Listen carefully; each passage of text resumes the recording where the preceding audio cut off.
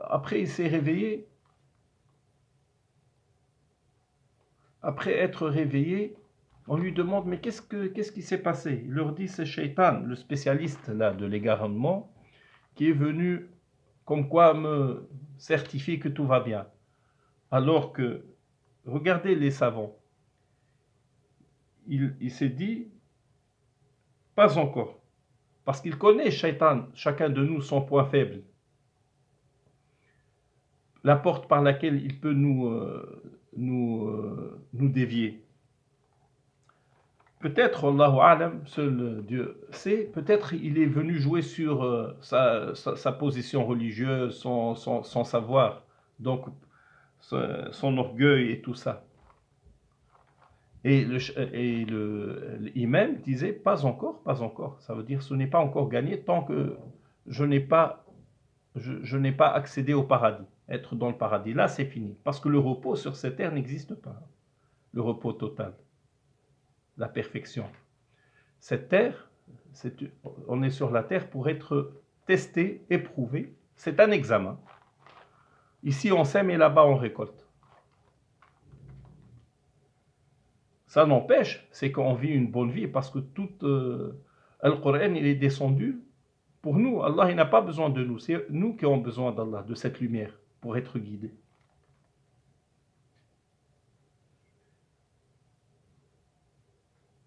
Et on est éprouvé pour ce qu'on a et ce que l'on n'a pas, on désire obtenir. Ce qu'on a, par exemple, on est éprouvé par l'argent. Par exemple, je possède de l'argent. Où est-ce que je le dépense? Je suis éprouvé pour ça. Comment je l'ai gagné? Où est-ce que je vais le mettre? Et pour ce que je n'ai pas, par exemple, si je suis pauvre, c'est pas pour autant que c'est plus mal. Hein, parce que peut-être que si j'avais l'argent, j'aurais été égaré, j'aurais dévié, j'aurais chuté, basculé. Donc c'est un cadeau. Ça n'empêche aussi, on peut toujours demander d'améliorer plus aux donateurs, demander à Allah. Mais il faut accepter la vie comme elle est, ce qu'on a. Il faut profiter de ce qu'on a et demander à Allah de nous donner plus. Ça, c'est légitime. Il y a des moments, des gens au moment de mourir, ils commencent à chanter. Lui, il est accidenté, par exemple, il est en train de quitter cette vie. Il chante. Il vend, il achète. Vous pensez il le fait par joie? Non, c'est une punition. Parce que, comme je disais, son cœur récipient, c'est ce qui a jailli au moment de l'éponge. C'est ce qui est sorti de son fort intérieur. Il a vécu sur cette voie-là et il meurt sur cette voie.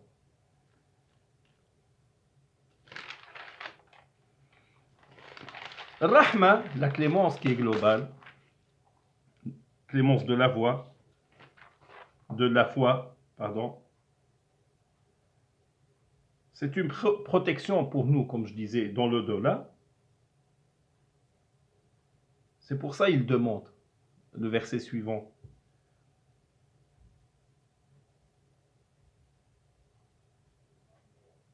Et le fruit de cette clémence, c'est forcément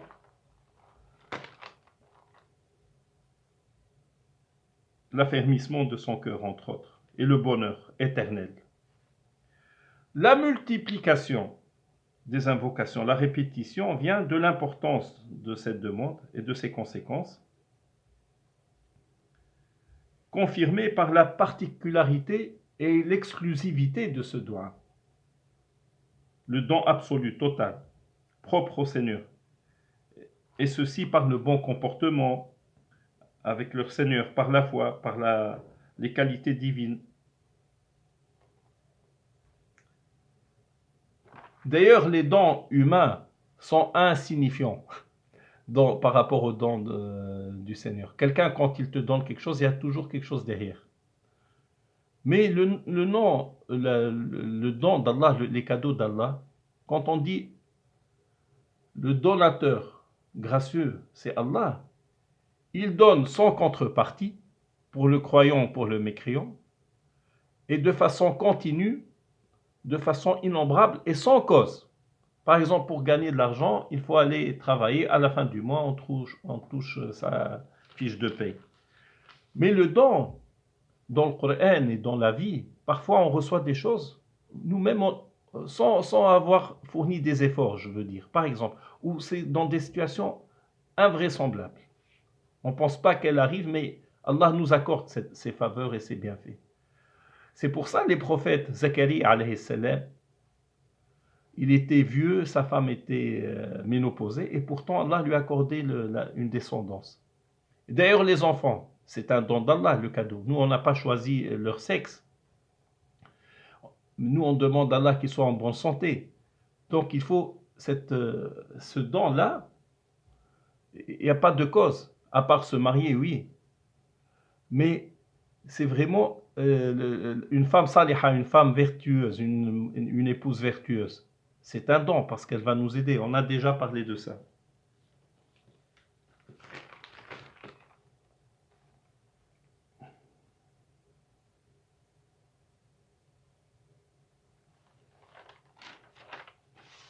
Les leçons maintenant de cette invocation.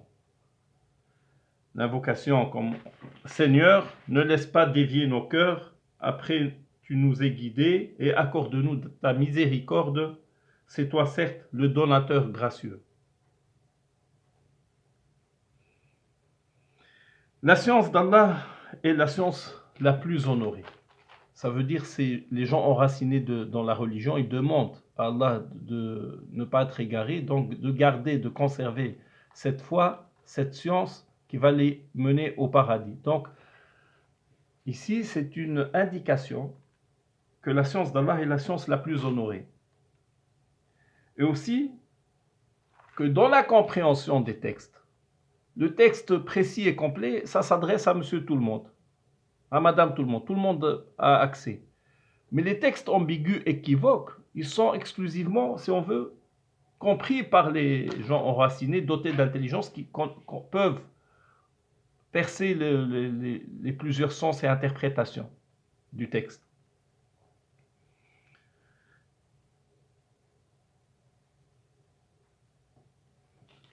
Troisième chose, l'invocation de demander l'affermissement, la foi est la chose, est un des buts les plus convoités par les croyants.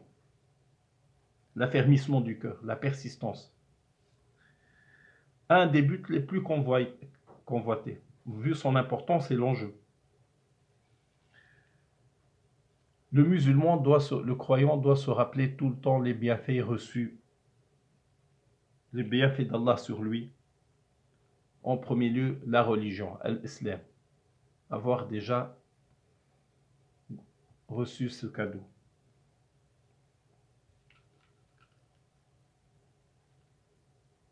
Aussi, l'importance d'invoquer Allah par ce qu'il aime. Par ses bienfaits, je veux dire, pardon, par ses bienfaits. Après que tu nous aies guidés. Donc, on fait l'invocation et on demande l'invocation par ce qu'on a déjà reçu comme bienfait, à savoir la guidance sur le droit chemin. L'homme ne possède pas son cœur aussi, ça il faut.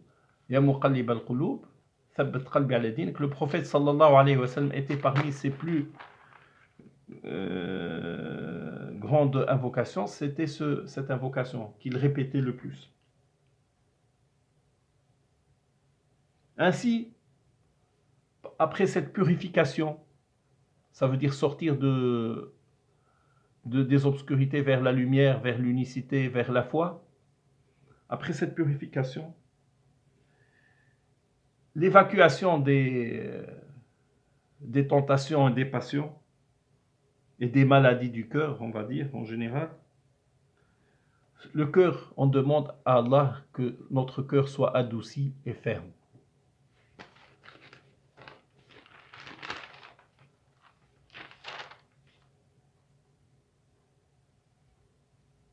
C'est un don propre, exclusivement réservé à Allah. Il nous a donné la vie, l'existence, l'oxygène. C'est un don. Si on ne respire pas, c'est fini. Il y a des gens, ils respirent avec des machines. Toute la belle nature, pour réfléchir à la grandeur d'Allah. Il nous a fourni tout ce que la nourriture, tout ce que des dons innombrables. Ne fût-ce que notre corps, quand on pense à lui et à la vue, le fait de se lever et de marcher, ce cadeau-là, on doit toute notre adoration, notre reconnaissance ne suffit pas pour remercier. Si on passe notre vie à être prosterné, on ne va pas égaler un des bienfaits d'Allah. C'est lui le dispensateur, sans contrepartie. Et dispensateur avec abondance. Je vais finir donc après avoir un peu réfléchi sur ce verset. Vous voyez que ça fait 45 minutes. Allah nous a octroyé, offert, procuré, valorisé avec la raison cette intelligence. C'est lui le protecteur des pieux. Exalté soit-il. Je vais finir par ce qu'a dit Victor Hugo, et vu qu'on vit le temps de la coronavirus, Victor Hugo, il a parlé du fait, un instant, Victor Hugo, il a dit, avant de s'agrandir au dehors, il faut s'affermir au dedans. Et puisque j'ai parlé du coronavirus, j'ai retrouvé un texte du vieux français qui parle le remède contre la peste. Il y a le mot affermissement du cœur, parce que la maladie du cœur, elle influence la maladie du corps. Il y a un lien, c'est comme un vase communicant. Si on est malade du cœur, ça va avoir des conséquences sur notre physique. Donc, nous, alhamdoulilah, on a la lumière d'Allah subhanahu wa ta'ala, c'est une double protection pour notre corps et pour notre cœur, Inch'Allah. Ya Rab. Je vous lis un peu en 1522, 1372, rendre sujet et objet. Voilà qu'est-ce qu'il dit le texte par rapport Corbichon. Voilà qu'est-ce qu'il dit. Et soit telle fumée, donc il parle de la fumée qu'on respire, et soit telle fumée aspirée attracte dedans le corps par la bouche et les narines. Donc on respire cette fumée par la bouche et les narines, car elle ratifie, affermiste et conforte le cueur et les entrailles. Le cueur, c'est du vieux français pour dire le cœur, le cueur. Ainsi, j'ai essayé de résumer. De toute façon, il faudra des vidéos et des vidéos pour comprendre ce verset, ne fût-ce que ce verset. Ça, c'est un miracle de Rasulullah sallallahu alayhi wa sallam, les miracles d'Allah. Rasulullah, qu'est-ce qu'il dit? Transmettez sur moi ne fût-ce qu'un verset.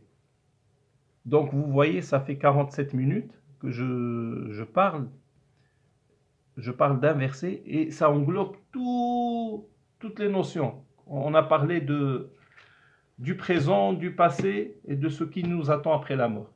Donc espérons que ça vous a été bénéfique. Inch'Allah, peut-être je vais essayer de m'organiser mieux pour restituer les points déjà évoqués. On remercie Allah pour ses bienfaits, le donateur, le gracieux Al-Wahhab, qui nous donne à chaque instant et à qui on revient. Et on demande à Allah qu'il ne nous égare pas après nous avoir guidés, qu'il nous donne une clémence, car c'est lui le donateur gracieux. Certes, c'est lui.